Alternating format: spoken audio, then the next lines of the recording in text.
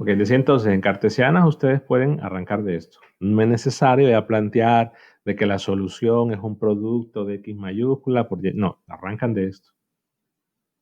Ahora que según las condiciones del problema van a ver que alfa es el real y beta el complejo o al revés, esa es otra historia, pero pueden arrancar de ahí. En esférica, si ustedes ven la deducción que se hizo en uno de los videos, ya llegamos a un caso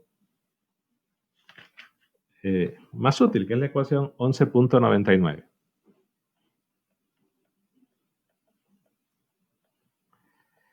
Claro, hay que resolver la ecuación de Laplace considerando que el potencial es en esféricas y que depende únicamente de dos variables, r y θ.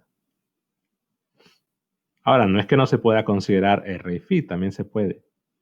O que se pueda considerar un problema que dependa de las tres. En uno de los recursos está el caso del potencial dependiendo de las tres, en esféricas y en cilíndricas, pero van a aparecer, si en dos variables, escribo la ecuación directamente, que es la 1199. Si en dos variables lo que aparece es una serie, voy a poner n, realmente lo de L es un subíndice sumatoria, que eso saben, pueden poner cualquier letra, que no sea las que ya están como variables del problema.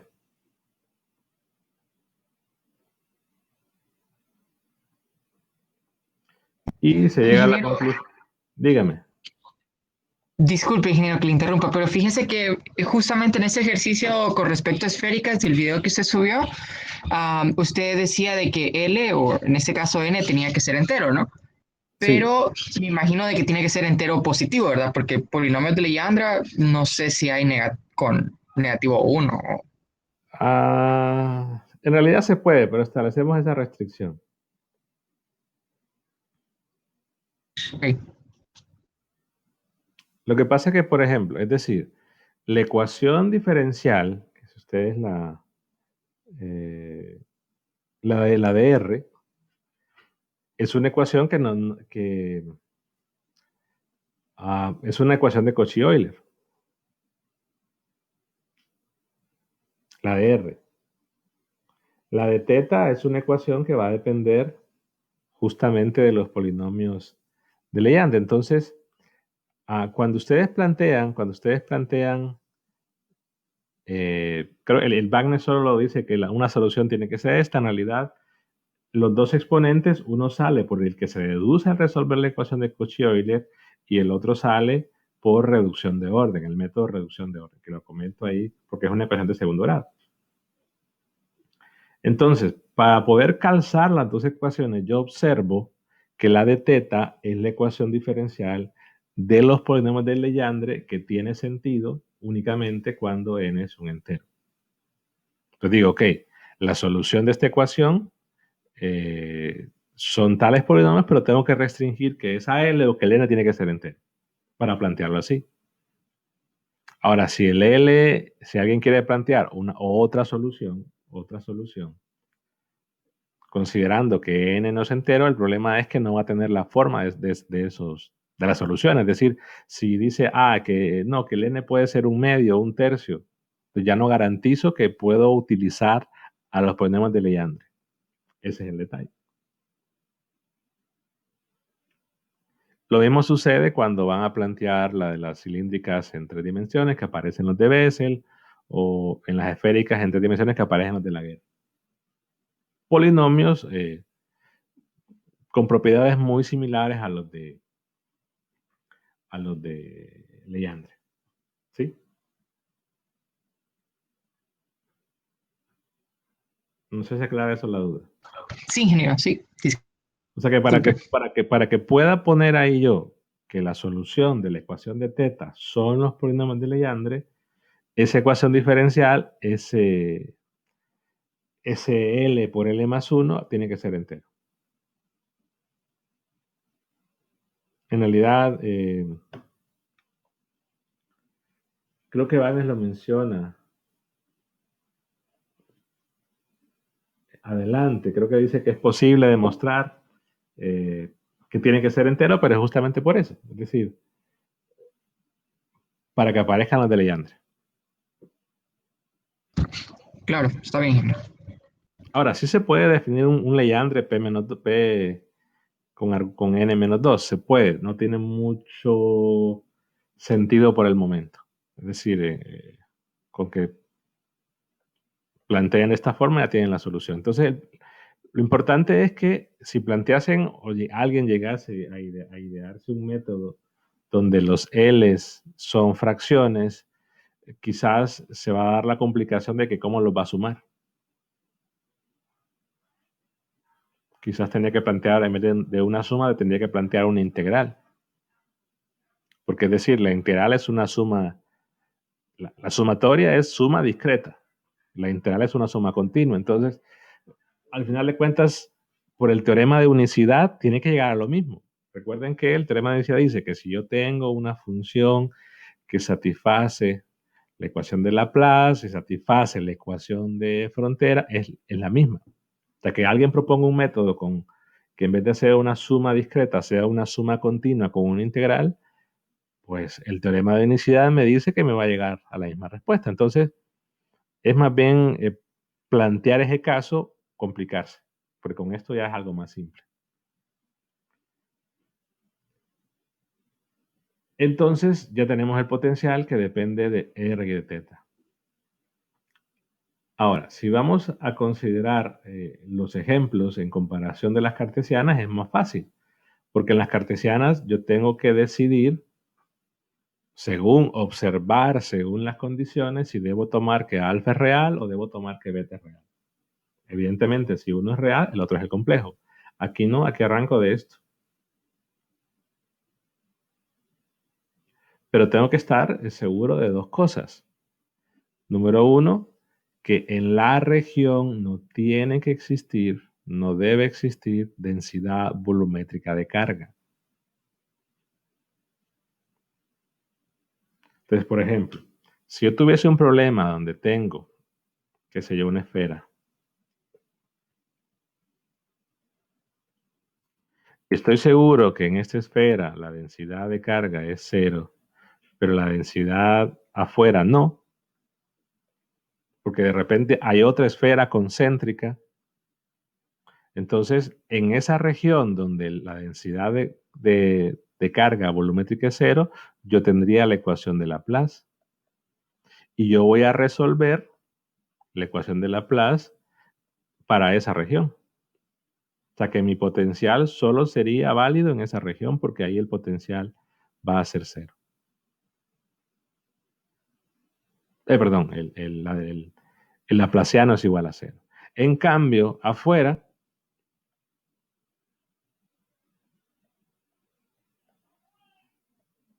si hay densidad,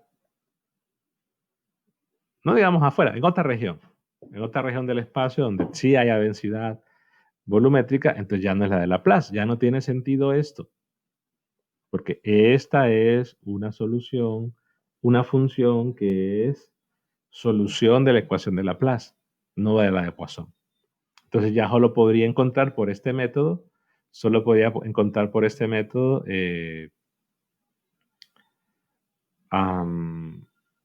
potenciales cuando se sabe que la densidad volumétrica es 0. El problema tendría que decir, ¿no? De repente dicen, tengo un conductor y bueno, sabemos que en el conductor no hay densidades volumétricas.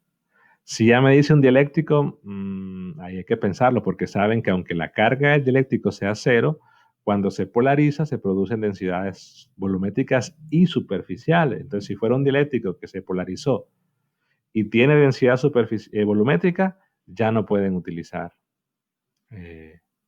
separación de variables porque, bueno, sí se podría, pero ya no sería para resolver la ecuación de Laplace. Sería para resolver la ecuación de Poisson y los métodos de resolución de la ecuación de Poisson ni se consideran en Wagner. Existen métodos, hay un método de separación de variables, hay un método de fórmula de Green, hay un método de energía, hay varios métodos, pero ya sería, por así decirlo, dedicarle un poquito tiempo más a la resolución de una ecuación en derivadas parciales, cosa que no vamos a hacer. Ok. Entonces, si ya sabemos que en nuestra región no hay densidad de carga volumétrica y que en nuestra región el otro punto importante es que el potencial debe depender de R y teta nada más. Ahora, ¿cómo podría saber eso? Imaginemos que me dan una esfera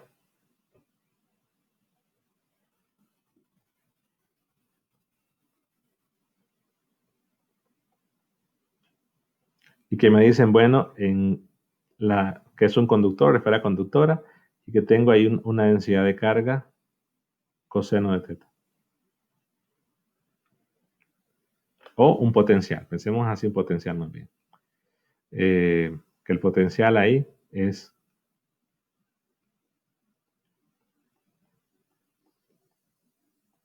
coseno.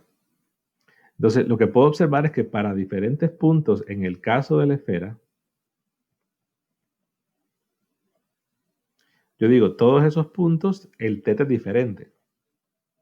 Y el potencial va a cambiar de acuerdo a ese valor teta que es diferente. Pero si yo tomo un phi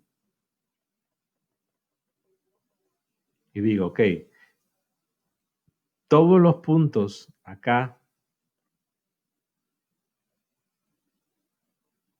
que el phi cambia, pero es el mismo teta,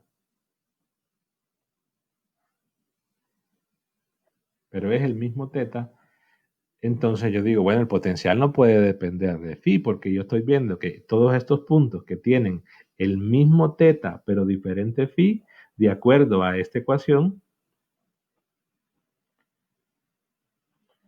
van a ser igual, el potencial va a ser igual. O sea que digo, el potencial no depende de, de phi. Pero también veo que el potencial está siendo evaluado en R igual a A. Entonces, y todos esos puntos tienen el mismo valor de R. Ah, bueno, pero dependerá de R. Para saberlo tendría que hacer la comparación en otro R.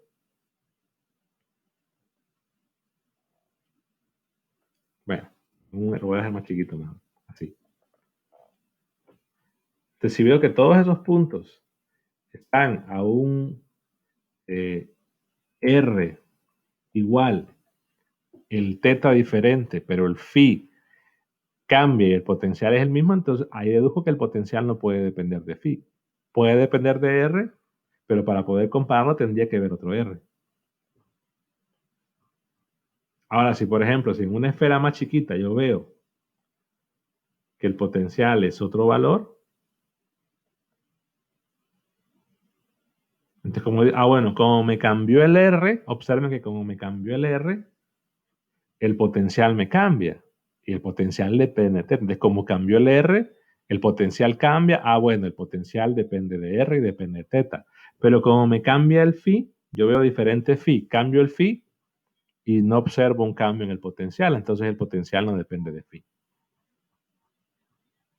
Entonces, básicamente, si miro potenciales en las esferas que son conductoras y esos potenciales solo dependen de teta, pues automáticamente digo el potencial es una función de R y teta, que al final de cuentas puede que no dependa de R, podría ocurrir. Podría ocurrir. Ahora, cuando tenemos la densidad de carga, es algo parecido. Si en vez de decir un potencial aferatano, tengo una densidad de carga, que también es una función de teta,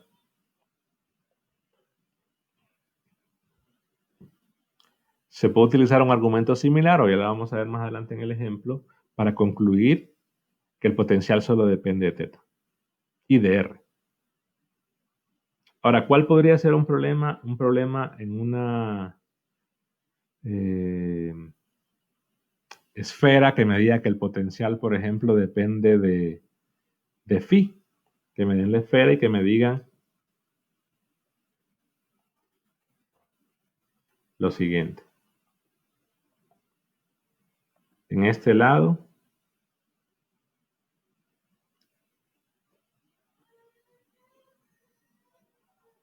el potencial vale tanto.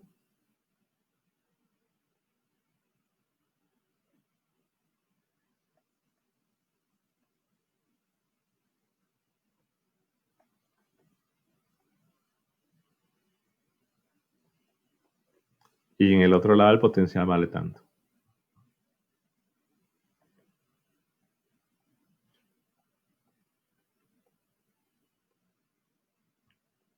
Entonces lo que se observa, si me dicen aquí el potencial es, o la densidad, bueno, voy a poner primero el potencial, que el potencial ahí es 5 voltios y que aquí el potencial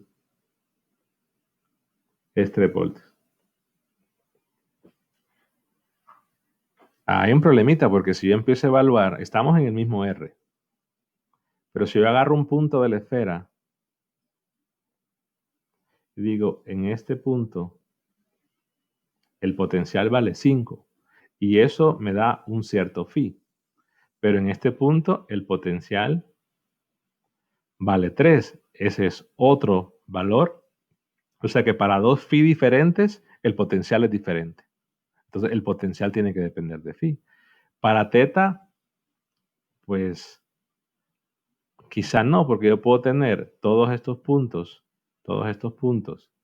que están a un valor teta diferente, pero que el potencial es el mismo. Entonces, haciendo un análisis así, se puede concluir.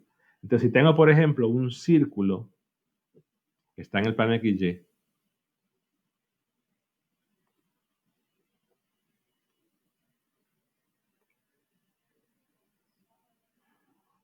se trago esto. Menos que tenemos un círculo que está en el plano XY y que me digan, no, el potencial en esta parte de acá es tantos voltios y el potencial en esta parte de acá, tantos voltios. Entonces ahí como el potencial cambia al cambiar phi, aunque sea constante por partes, pero tengo que en un punto de este lado hay un valor de phi que es diferente a un punto de este lado, que es un phi diferente, y el potencial es diferente. Entonces ahí el potencial depende de phi. Ahora, ¿dependerá de teta? No. Porque todos esos puntos que están ahí, tienen el mismo valor de teta.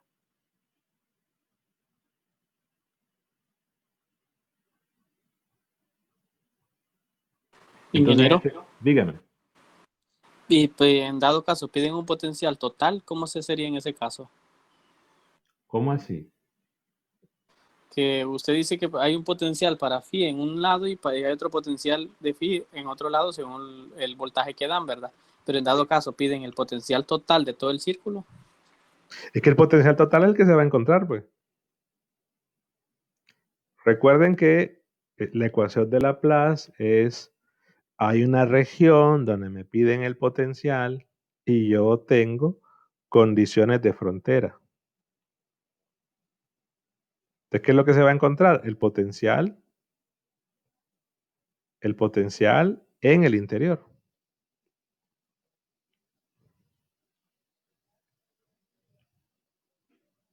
O sea, lo que estoy diciendo es, basados en el tipo de condiciones de frontera, podríamos decidir si el potencial depende de qué variable, si es de 2 o de 3.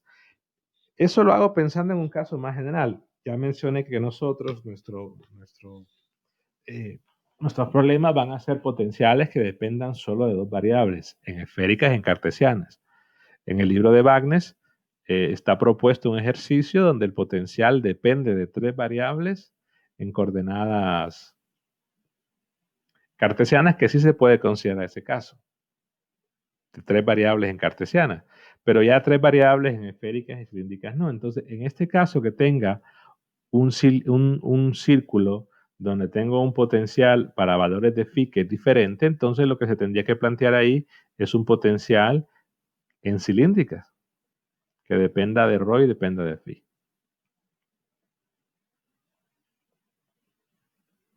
Ingeniero, pero en ese ejercicio, el mismo de la esfera, el que estaba explicando, en el caso de teta, ¿no cambiaría también cuando teta es positivo o cuando es negativo? Por ejemplo, digamos que cuando es negativo tiene el valor, el voltaje 1 y cuando es positivo el voltaje 2. ¿En cuál? No, en este. Que por ejemplo el lado izquierdo de la esfera nosotros tenemos un potencial de 3 voltios y el lado derecho un potencial de 5 voltios. Si medimos teta positivo, como teta se mide a partir del eje Z, en el lado positivo tendríamos Pero 5 espera, voltios. En el lado... pausa. Si yo Ok. tengo este teta, o sea, este punto, marquemos este punto, un radio 2, teta pi medios, y póngale phi pi cuartos. ¿Sí? El punto simétrico del otro lado, el teta es el mismo, porque es el ángulo del eje, desde el eje Z. O sea, este es el punto, radio 2, pi medios, y lo que hace la diferencia ahí es el phi. Póngale 3 pi cuartos, o no sé. Por un decir un número, ¿no? O sea que estos dos puntos, teta es el mismo. Por eso cuando hemos planteado una superficie teta constante, hablamos de todos los puntos de la superficie del cono, sin incluir la tapa, ¿verdad? O sea que este punto, este punto, este punto, este punto, este punto, este punto, este punto, teta es el mismo.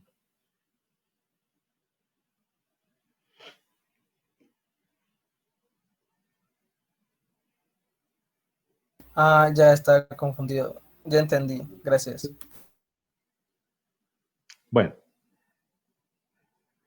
entonces aunque podamos considerar casos más complejos, vuelvo a decir, el problema que se va a plantear en examen puede ser una dependencia de dos variables, pero podría ser esféricas o podría ser cilíndrica. Entonces, por ejemplo, imaginemos que consideramos dos esferas concéntricas.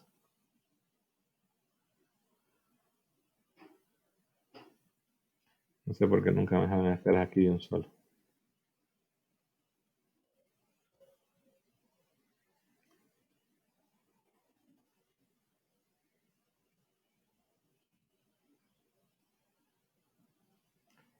Bueno, casi.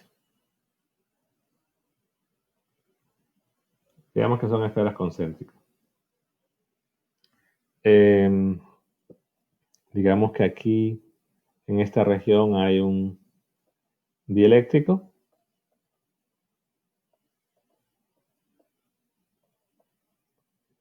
Imaginemos que es IHL. Hay una constante K sub G igual a 2, que en este caso hay vacío en esta región y que la densidad de carga libre que hay en la superficie de radio A es ¿cuánto? Menos 3 coulomb sobre metro cuadrado y que la densidad o el potencial en la esfera de radio B es coseno cuadrado de phi más 2.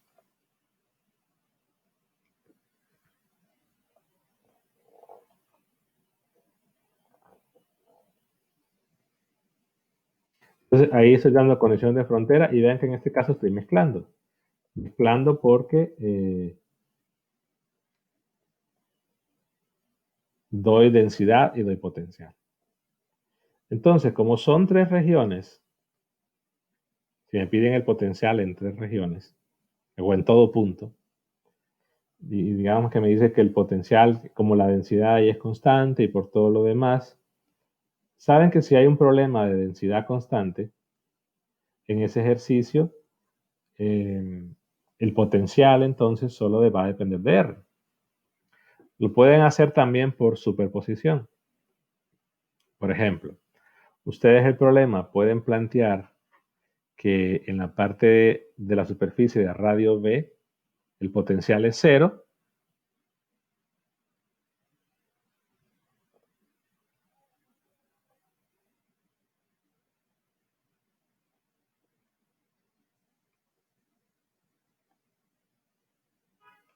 Y si consideran que y fuera cero y luego superponen con un problema donde no sea cero, pero no haya de repente...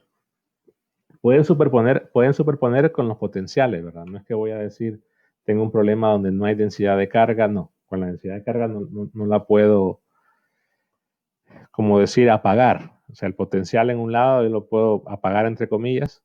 Es decir, hay un potencial cero, hay luego otro problema donde no. Pero si consideramos un problema donde la densidad de carga son constantes en el caso de esferas, sabemos que las variables, campo eléctrico y todo lo demás van a depender o van a ser funciones de R. Entonces, y digo acá, bueno, por el potencial constante tendría, por la densidad constante tendría que el campo depende de R, pero tengo un potencial y no phi, teta, perdón. Tiene que ser teta.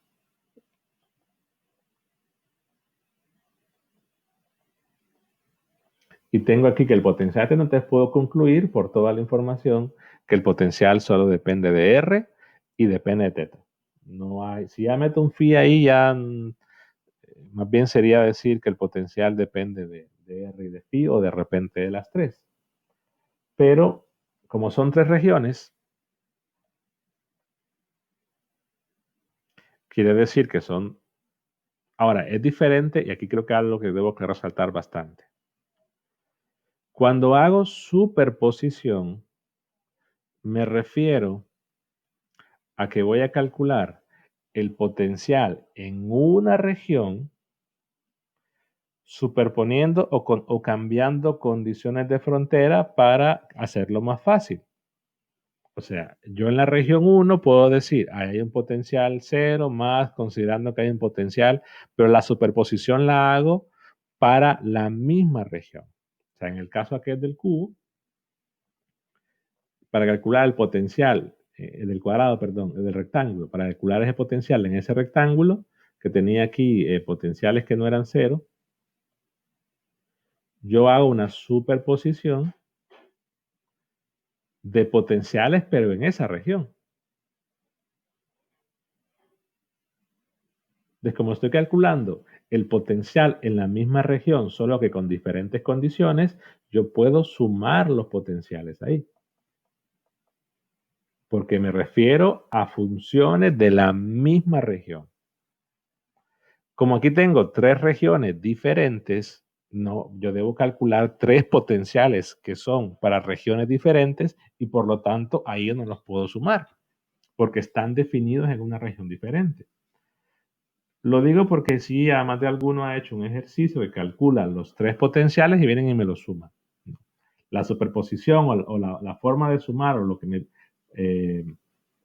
permite poder sumar es que son funciones solución en la misma región. Entonces, como tengo tres regiones, lo que hago es plantear tres potenciales.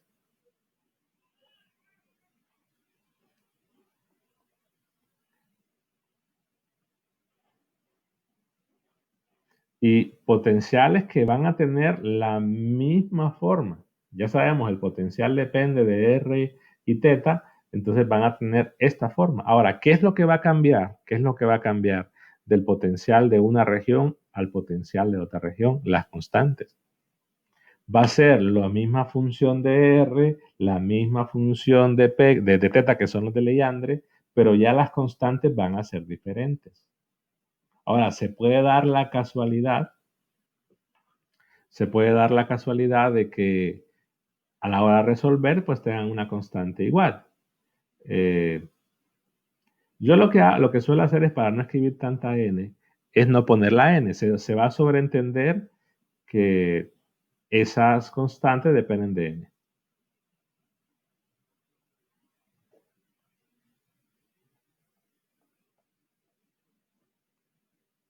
Repito, se tiene que sobreentender que esas constantes dependen de n. Entonces planteo los tres potenciales con la misma expresión.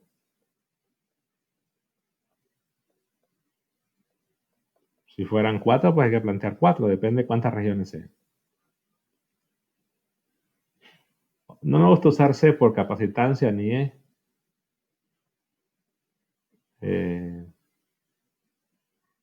Incluso le puedo poner A sub 2 si eso no genera confusión, o A sub 3. Donde está la P sub n le puede poner P1 también, ¿verdad, ingeniero? No, aquí sí ya no. Ok. Porque la dependencia de los polinomios sí es con n. Es decir, se podría, usando el mismo argumento se podría, pero creo que ahí sí habría más confusión si no se lo pone.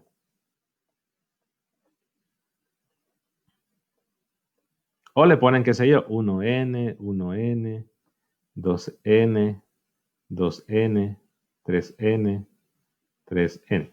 O pueden usar A, B, C, D, E, F. Solo que usar la E puede confundir con capacitancia, perdón, con campo eléctrico. Usar la C se puede confundir con campo eléctrico. Pero en principio, si eso no las ponen en minúsculas o hacen algo diferente, pero en principio eso no debe generar ningún tipo de confusión. Pero sí, no le quiten la N a los telellamadores porque ya van a ver, eso se requiere establecer o no olvidar la dependencia de N. En las constantes, como no tenemos que evaluar, es decir, no tengo que evaluar en la N, en algunos casos lo puedo dejar así.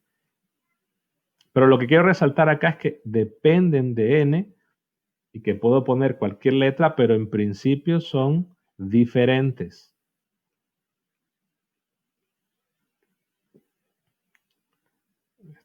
Te trago esto. Ok, ya.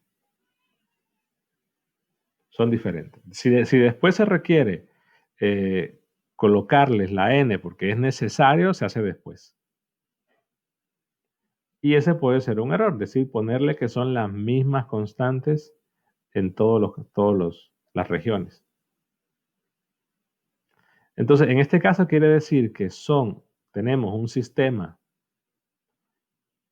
o necesitamos más bien un sistema de 6 por 6. ¿Por qué? Porque tengo 6 incógnitas. Entonces, requiero 6 ecuaciones.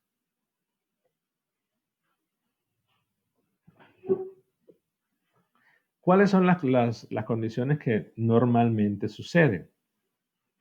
Ok, pensemos en la región 3, que es fuera de la distribución.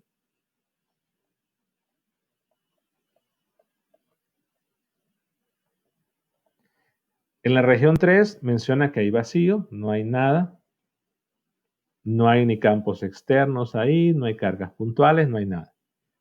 Entonces, el comportamiento de una distribución esférica donde fuera de él no hay fuera de él no hay un campo externo, no generada por él, por la esfera, sino generada por otra cosa.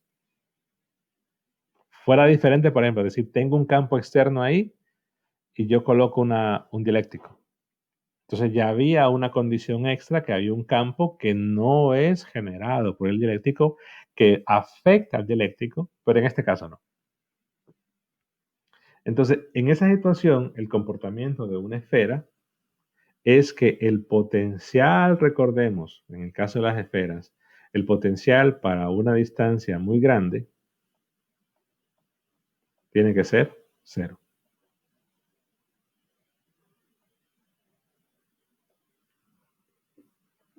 ¿Dónde se podría cambiar esta condición? Es decir, tengo un campo externo, que fue lo que mencioné ahorita, que no sabemos qué lo genera, y imaginemos que es constante ese campo. Entonces sabemos que un campo constante solo es producto de una distribución infinita. Y yo coloco una esfera ahí. Entonces, claro que ese campo que sea constante es producido por una distribución infinita, una distribución aparte de la que ya tenemos, pero que esa presencia de ese campo externo, aunque tenga una esfera, ya no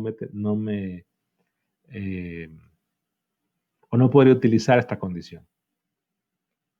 Entonces, como estamos hablando de la región 3, quiere decir que si el R, que el R se mide del centro de las esferas.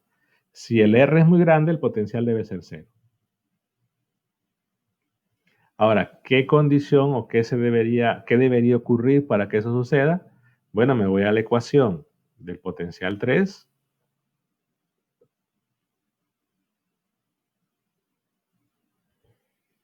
Y digo, bueno, si R es muy grande, el potencial debe ser 0. Entonces, con el término este no hay problema. Porque si R es muy grande, el segundo término, el que lleva B a la 3 entre Rn más 1, se va a hacer muy chiquito, se va a hacer 0. Ahora, no quiere decir que B3 deba ser 0. Si B3 es una constante que solo depende de N, no depende de R, entonces, a medida R crezca y no cambie N, el término se va a hacer 0 independientemente de lo que valga B. Pero, ¿qué sucede con el primer término? Ahí hay un detalle, que ese primer término impide que esto se cumpla. Porque a medida R crezca, ese término se va haciendo cada vez más grande, más grande, más grande. Pero la condición que estamos obligados a cumplir, a verificar, es esta. El potencial en esa región, porque es decir, la región donde estamos fuera de la distribución, ese potencial debe ser 0 cuando R sea grande. Entonces, la única forma de lograr eso es que obligatoriamente la constante, bueno, digo constante porque no depende de R, o A sub 3 tenga que ser 0. Entonces, si A sub 3 vale 0, se va a cumplir esta condición. En un problema de que tuviésemos que está resuelto en Wagner el problema este, de que hay un campo externo, ahí explica qué se haría en ese caso, pero ya A sub 3 no tiene que ser 0. En este caso sí.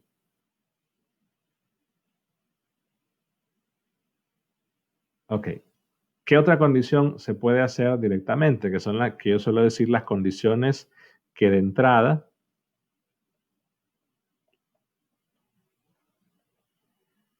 podemos considerar. El potencial debe ser continuo.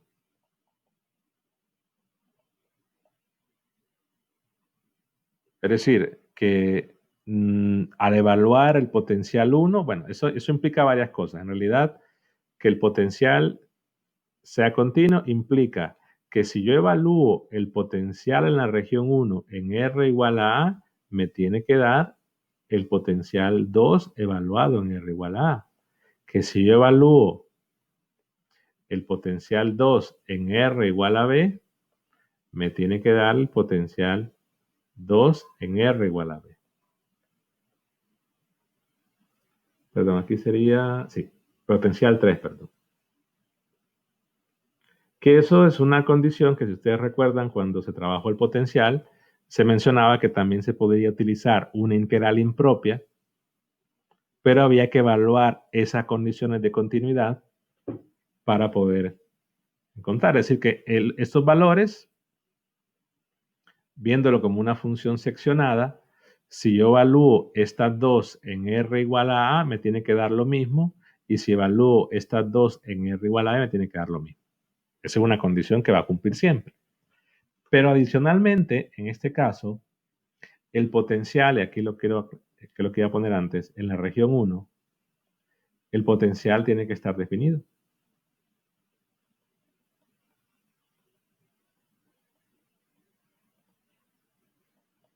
Ahora, porque recordemos en qué casos podría estar indefinido. Bueno, cuando tenga un 0 en el denominador.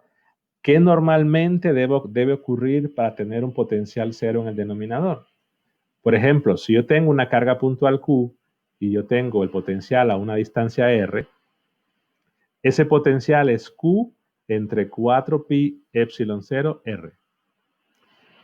Ahora, ¿cuánto es el potencial en R igual a 0? No definido.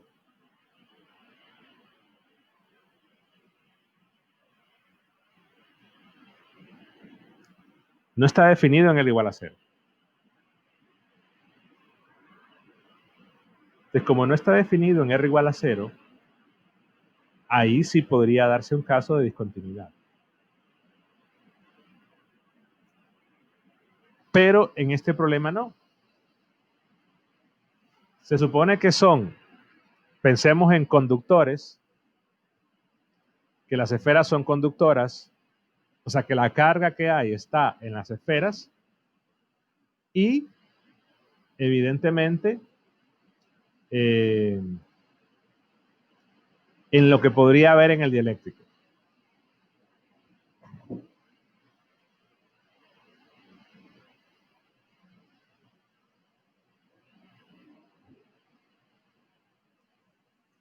Preguntas hasta ahí.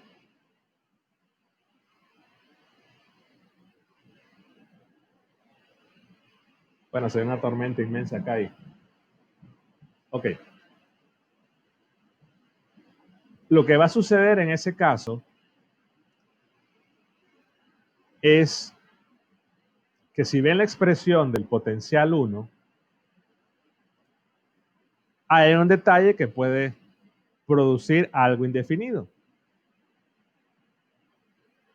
Por ejemplo, el potencial 1, si evaluamos en R igual a 0, me va a quedar indefinido. Y la única forma que podría o que quedaría indefinido en R igual a 0 es que hubiese una carga puntual en el origen. ¿Podría pasar? Sí. Podría decir un problema para el cual se dice que hay una carga puntual en el origen y entonces no habría problema en tener el término este. Porque va a ser indefinido en el origen producto de la carga puntual que está ahí. Pero si no hay carga puntual, entonces no hay razón para que esté indefinido en el origen. Entonces la única opción posible para garantizar que esté definido en todo punto es que la B sea 0. Y ya agarramos otra condición.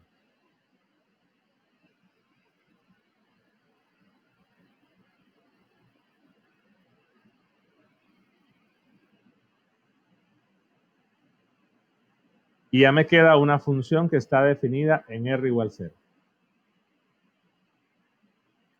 Y ya tengo dos constantes. Vean que por el tipo de expresiones, polinomios y racionales, el único lugar donde me puede quedar una división entre ceros es en esa. Porque solo en la región 1 puede ocurrir que R es 0, porque recordemos que la región 1 es R menor que A, la región 2 es R entre A y B, y la región 3 es R mayor que B. Entonces, solo en esa región puede evaluar o puede estar el R igual a 0. Entonces, solamente ahí puedo considerar que el B1 es 0, en la otra no. Entonces, ya tengo dos constantes encontradas.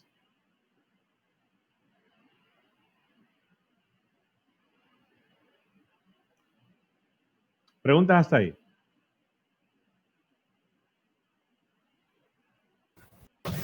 Ingeniero, yo no comprendí muy bien la parte del A sub 3. Decimos que es igual a 0. ¿Por qué fue que volvimos que A sub 3 sea igual a 0 cuando... Para este problema, que solo son las esferas conductoras, pensemos en los problemas ante el capítulo anterior. En las esferas conductoras o en las esferas en una distribución finita y que no haya nada afuera, el potencial tendría que tender a 0. También el campo eléctrico, ambas cosas. El potencial y el campo eléctrico deben tender a 0 en el infinito.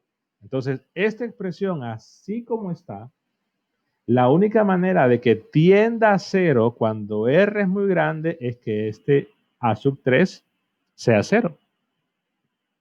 Es como que usted diga, bueno, desaparezco el A sub 3, ahora sí, ese potencial cuando sea R muy grande tiende a 0. Y vean que no depende de cuánto sea B sub 3. No es que tiene que ser 0 B sub 3.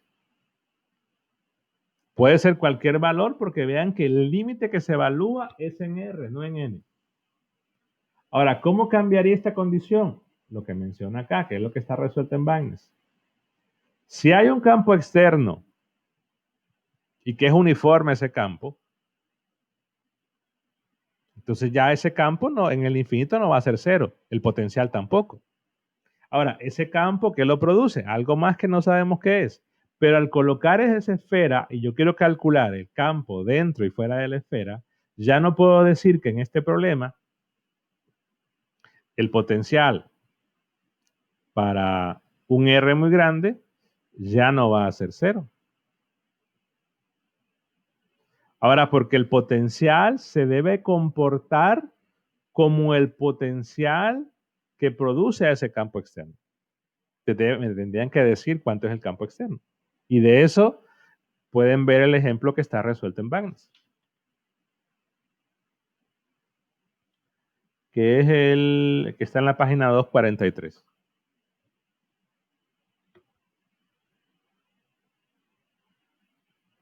De igual forma, ¿por qué tiene que ser B1 igual a 0? Porque el potencial tiene que estar definido en todo punto. ¿Cuándo podría la condición no ser así? Si hay una carga puntual en el origen. O si hay una carga puntual en otro punto. Pero ya colocar una carga puntual en otro punto, ya quizás podría cambiar el hecho de que el potencial dependa únicamente de R y teta. Ya habría un problema con eso. Entonces, realmente colocar una carga puntual no es solo colocarla así por ponerla. Pero si yo coloco una carga puntual en el origen, el potencial depende de R y teta y ya B sub 1 no tiene por qué ser cero. Ingeniero, Dígame. esa condición de que B sub 1 sea 0 aplica para cuando solo sea una sola esfera. ¿Sí? Una sola esfera. Entonces eso nos reduciría el problema siempre, entonces. Sí, va a reducir. O sea, si solo fuese una esfera, lo que tendrían solamente son dos potenciales. Digamos el potencial 1 y el potencial 3. El 2 lo desaparezco porque no habría. Entonces, en el potencial dentro, la constante B sería 0 y en el potencial fuera, la constante A sería 0. Si están esas condiciones, repito, si hay una carga puntual ahí en el origen o si hay un campo externo fuera, ahí ya no. Pero entonces ya tengo dos constantes encontradas. Tengo, además, dos ecuaciones más. O sea, me quedan cuatro constantes. Tengo dos ecuaciones ya. Ahora, si yo planteo estas ecuaciones, ¿qué resulta? Simplemente digo, mi potencial en la región 1 es este. Y evalúo en R igual a A. Entonces, si evalúo en R igual a A, es el potencial 1, sumatoria de A sub 1 a la N.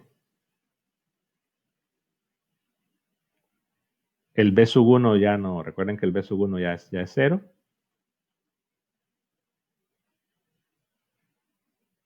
Entonces queda P sub N coseno de teta porque estamos evaluando en R igual a A. Teta es cualquier valor. Es igual, evalúo mi potencial en 2, que ahí tendría un A2 a la N más un B2 a la N más 1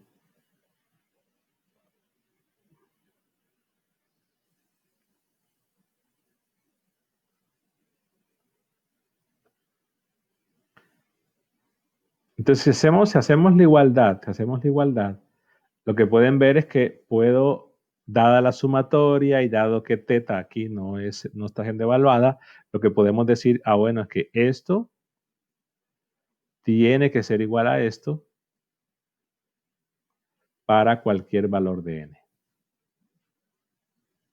Entonces, ahí se ve que el A y el B, resaltamos que el A y el B dependen de n, pero tengo una igualdad.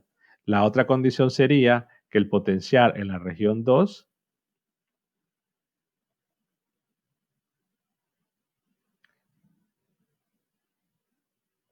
evaluado ahora en B,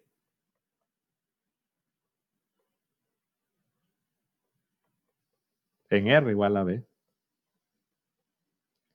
tiene que ser el potencial en la región 3, que en la región 3 vean que se va a reducir porque en la región 3 solo tengo un B, el A3 es 0.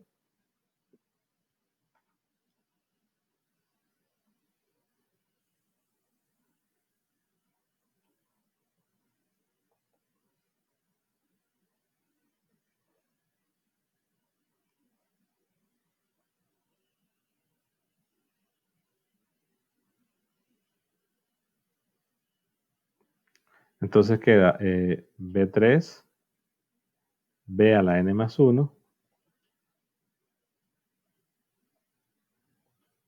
Si hacemos una comparación de términos, pues al igualar en la sumatoria,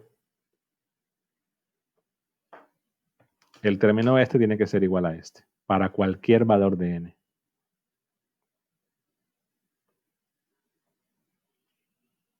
Bueno, pero entonces tengo ya 4 incógnitas, 2 ecuaciones. Me faltan 2 ecuaciones más porque tengo que tener la misma cantidad de ecuaciones que de incógnitas. ¿Dónde están esas ecuaciones? En lo que da el problema. El problema habla de una densidad de carga libre de menos 3 coulombs metro cuadrado. El problema habla también de que hay un potencial. Y vean que el potencial en la región 3, el potencial en la superficie de la esfera de radio B, ya me lo dan. Entonces, si ya me lo dan, eso es ventaja. ¿Por qué razón? Porque estos dos, que son iguales, ya me dicen cuánto es. Coseno cuadrado de phi, de teta, más 3. Ya me dicen cuánto es, pero es una ecuación más.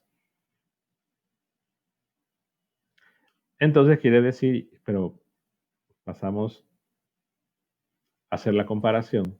Es más 2, ingeniero. Más 2 es la cosa. Gracias.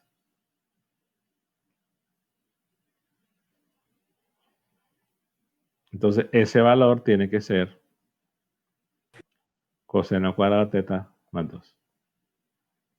Entonces ya tengo una ecuación más. La otra condición que no he usado, todavía no se ha usado, es esa densidad. Entonces, ¿qué puedo usar ahí en la densidad? Recordemos que hay condiciones de frontera para el campo eléctrico, es decir, las componentes normales del campo eléctrico, la resta es la densidad de carga total sobre epsilon 0. Para el campo D es simplemente la densidad de carga libre. Y para el campo P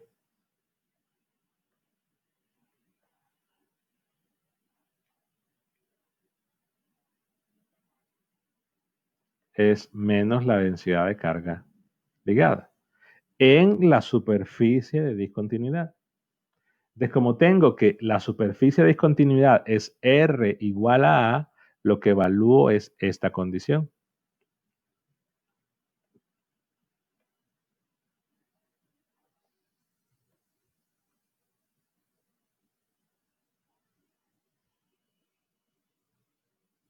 Ahora la pregunta, ¿hay carga libre en R igual a B? No, porque el problema no lo dice. Recordemos que la carga libre no es algo que va a aparecer por arte de magia. Es decir, si no dice que hay carga libre, superficial, pues no la hay. Ahora, ligada sí, porque recordemos que la ligada es producto de la polarización. ¿Hay carga ligada en R igual a B? Todavía no podemos saberlo. ¿Libre? No, libre de entrada no. O simplemente evaluamos esta condición, si de red quizás la libre, bueno, porque creo que mencioné X y HL, ¿verdad? Sí creo que lo puse. Si K es igual a 2. Entonces, en ese caso, más bien, no, porque como es IHL, recordemos que si en el IHL, si hay de una carga, si hay ligada, automáticamente hay libre. Entonces en R igual a B no tengo información, no puedo decir nada. Pero sí, corrijo eso, sí podría haber libre. Es más, podemos calcularla simplemente viendo cuánto vale el campo D en la parte dentro y la parte de afuera. Lo digo porque estamos pensando no en problemas que el campo solo dependía de R. Aquí el campo y el potencial dependen de dos variables. Entonces eso cambia un poquito la cosa y ya cambia el hecho de poder pensar o de poder deducir información por ley de Gauss.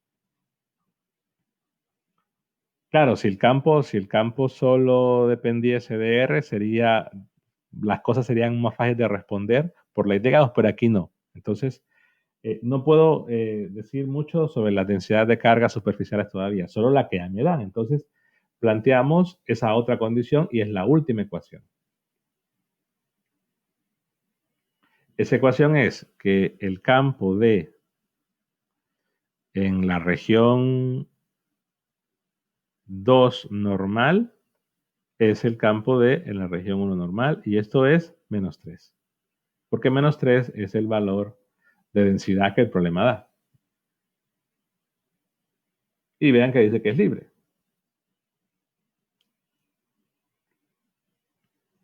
Como sé que en la región 2 es que está el dieléctrico, que mencionamos que es IHL, que repito, la región 2 es la de acá.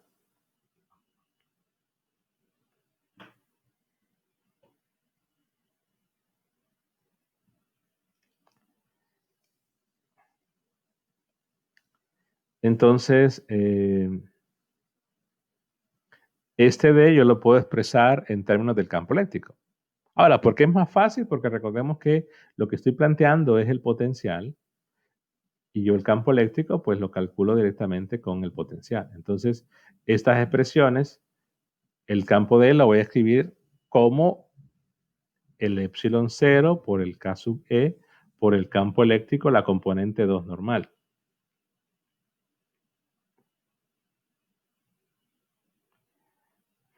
Esto trago el programa, perdón.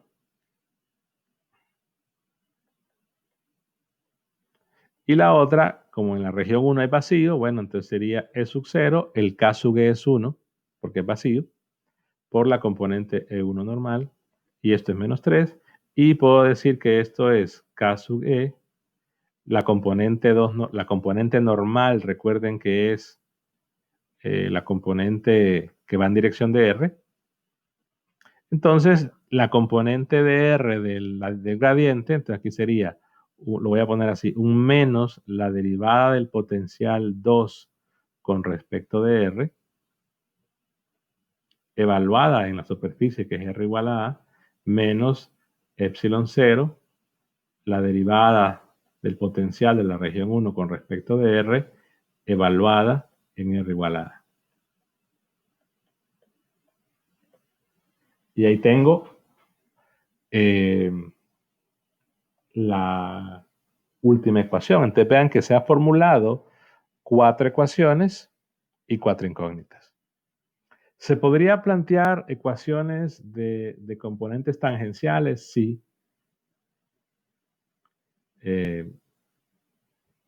Sabemos que las componentes tangenciales del campo eléctrico son 0, pero en realidad plantear y decir que la componente tangencial, por ejemplo, del campo 1 es igual a la componente tangencial del campo 2, en realidad no ayuda en nada porque se va a llegar a la ecuación de que el potencial es continuo. Se llega a la misma ecuación, se puede probar incluso. Ok, comentario final entonces. En primer lugar, esta condición que, por ejemplo, que el potencial dependa de teta y que me digan que es una función coseno cuadrado de teta, sabemos que los polinomios de Legendre, es decir, si yo planteo una sumatoria de los polinomios de Legendre de constantes que no dependan de R ni de teta, son solo de n, esto es una constante por el polinomio 0. Bueno, una función de n, ya es constante porque ya evalúo en n igual 0, una constante por P sub 1, evaluando ya en n igual a 1, más una constante por el P sub 2, etc. Y si yo tengo que esa sumatoria es igual a coseno cuadrado de teta más 2, yo hago una comparación. Imaginemos que fuera un polinomio, que es algo por 1 más algo por x más algo por x cuadrado más no sé qué. Esto es igual a x cuadrado más 2. En el caso de un polinomio, como dos polinomios son iguales y los coeficientes son iguales, entonces la única opción posible es que este coeficiente tenga que ser igual a 1, que este tenga que ser igual a 2 y que los demás coeficientes tienen que ser 0, obligatoriamente. Porque no podría ser igual a x cuadrado más 2. Entonces, aquí la idea es parecida. Si vemos el polinomio de Legendre, que tiene que ver con el n, el primero es 1, el segundo, el 0 es 1, el segundo es coseno de teta, el segundo, n igual a 2, es 1 medio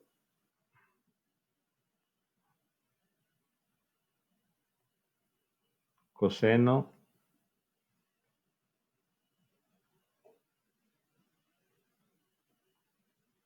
menos 1. Y eso recordamos que se mencionó, está allá en el capítulo de multipolos. Y con ese, hasta ahí me quedo. Y los demás polinomios de Legendre van a llevar coseno al cubo, coseno a la 4, coseno a la 5, etcétera, etcétera. Entonces, si tengo esta expresión, estos términos, esa sumatoria, y esto es igual a coseno cuadrado más 2, quiere decir que en varios de esos coeficientes tienen que ser 0. Por ejemplo, el que lleva el P sub 3 tiene que ser 0 el coeficiente. ¿Por qué? Porque el P sub 3 lleva un coseno cubo. Y en realidad el P sub 3 para allá todos van a ser 0. Porque ya recordemos que el n me dice cuál es la máxima potencia del coseno. Entonces el coeficiente ese del P sub 3, el coeficiente del P sub 4, el coeficiente del P sub 5, todos tienen que ser 0.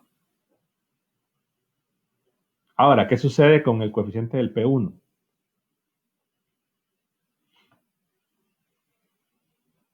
O sea, lo planteo acá. Algo por P sub 0, más algo por P sub 1, más algo por P sub 2, más algo por P sub 3, que es la sumatoria. Y ese algo, pues, es lo que voy a marcar aquí en rojo. Esos algo son estos.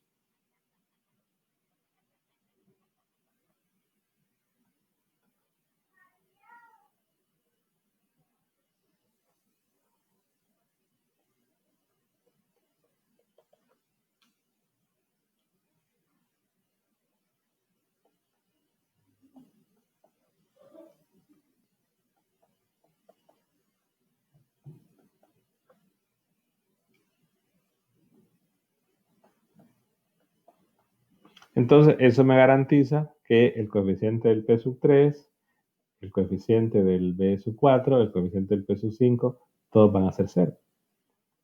Ahora, aquí sí ya empezamos a escribir entonces que los B dependen de n. O sea, si yo escribo B sub 3 n, 3, perdón. Esto reacciona bien lento. Se trabó.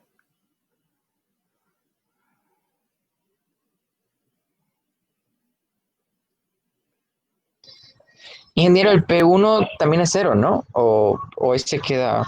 Sí, esperen, ya se borró. Entonces, ahora escribo los B sub 3 que depende de n van a ser 0. Claro, si n, voy a ponerle, la dependencia la voy a poner así. El B sub 3 que depende de n va a ser 0 para n igual 3, para n igual 4, para n igual 5 y también para n igual 1.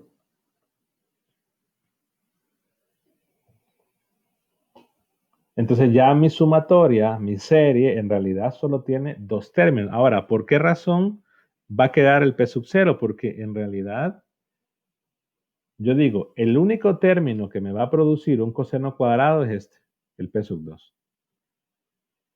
Pero ¿cuáles son los términos que me pueden producir constante?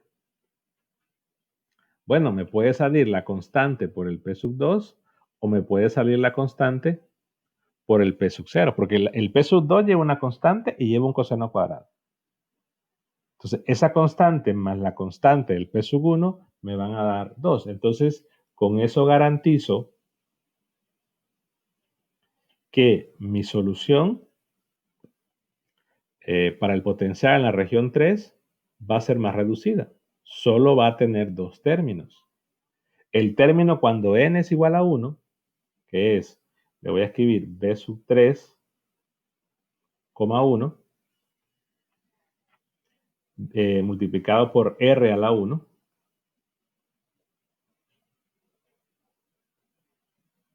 más el b sub 3, esto es por el polinomio,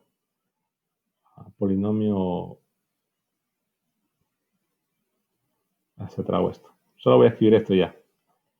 El b sub 3, perdón, cuando n es 0, por r a la 0, que es 1, más el b sub 3 cuando n es 1, dividido entre r a la...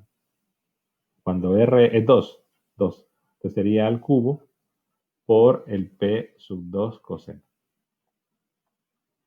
Entonces, en realidad, recordemos que hay un b y aquí sí, en este punto sí resaltamos esa dependencia. El b depende de n.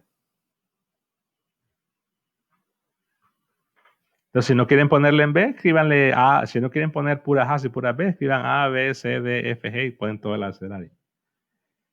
Pero tendría a 2 entonces.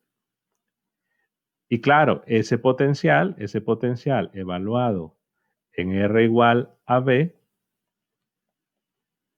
tiene que ser coseno cuadrado de teta. Y ya podría armar dos constantes. Ahora, ¿por qué aparecen dos B's? Ahora, porque sí resaltamos al principio que hay una dependencia de n.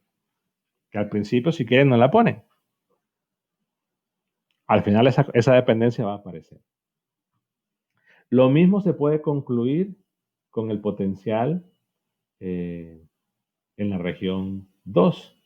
Que esos A's y esos B's, también van a ser 0 para n1 y para n mayor o igual que 3.